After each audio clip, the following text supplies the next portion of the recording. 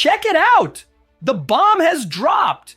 You're about to see firsthand what happened at the OpenAI event that will allow you to earn money and create apps using ChatGPT without needing a bunch of complicated code. I know it sounds like marketing talk and that you've already tried various AI tools that didn't deliver what they promised. But this is urgent. Yesterday, Sam Altman, the head of OpenAI, basically said that everything you know about building apps is obsolete. We saw in real time the tools that will change this. And it's because I've been following this revolution closely from the beginning that I can show you in a simple way what really matters in these 6 new technologies they've released. Their big bet is to turn ChatGPT into a super app store. Think about it. Today, to do anything, you have to open a bunch of different sites and apps on your phone, right? The goal is for ChatGPT to be like the main operating system of your phone, where everything happens. Picture this. You want to listen to that song you're hooked on from Spotify. Their idea is that in the future, you won't even need to open the Spotify app. You just open ChatGPT and ask it in writing to play the song for you. It sounds a bit crazy, but that's the goal. Leaving future visions aside, the point is that whoever starts creating apps for ChatGPT now can make a lot of money because it already has 800 million people using it every week. That's a huge audience. Drop a comment now. From 0 to 10, how likely do you think it is that ChatGPT will actually become the operating system of your life, replacing apps like Spotify or WhatsApp? Drop the number here in the comments while I show you how this is going to work. Remember, folks, if you like our project, besides your opinion, leave a like now so you don't forget. It helps this project immensely to keep bringing these videos to you. Thank you. Let's get to the facts.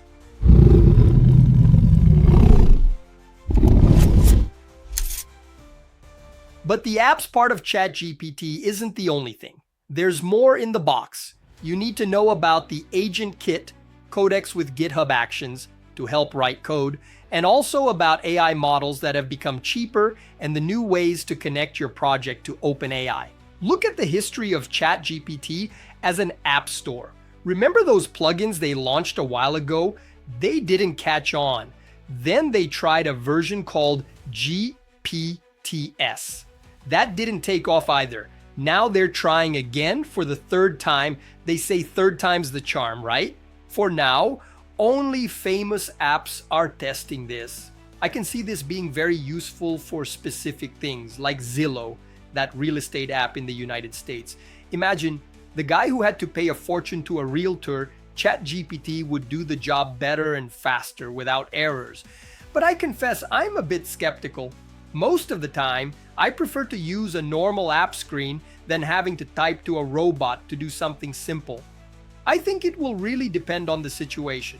You have to stay tuned to the OpenAI API updates. API is the way your application connects to the power of OpenAI. They've released super powerful models, Sora 2 and GPT-5 Pro, for you to use in your projects. The bad news is that Sora 2, which creates videos, costs 50 cents for 1 second of high-quality video.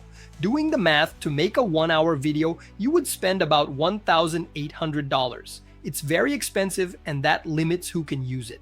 The good news is that for those who work with voice or image generation, they've launched 2 smaller models that are much cheaper.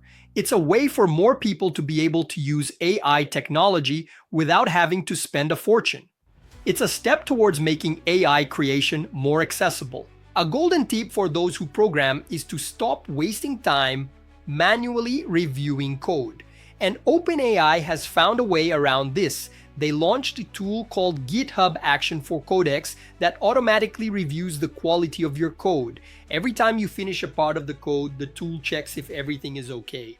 And that's not all. This tool can find security errors, write the documentation, which is the instruction manual for the code, and a bunch of other tasks we hate to do. This will save an absurd amount of time. The coolest thing of all, in my opinion, is the agentkit. It's a complete package for us to build, deploy, and improve AI agents. Remember that automation program called N8N, which was kind of like Zapier? The agentkit is the new competitor to N8N, but focused on making AI apps. It has a screen that looks like a flowchart where you build the app's logic without having to write a bunch of code by hand. This has huge potential because people who aren't programmers will be able to create complex apps. But there's a but that is super important. Tools that use little or no code always hit a limit. When the app gets too big or needs something very specific, the tool can't handle it. Then you'll always need a real programmer to come in, break everything, and do it right with code. This has happened many times before. Even so, it's a new and important tool that we have to keep an eye on. The bottom line from the OpenAI event is that they want to accelerate the way we make AI apps. The news followed a logic. The main goal.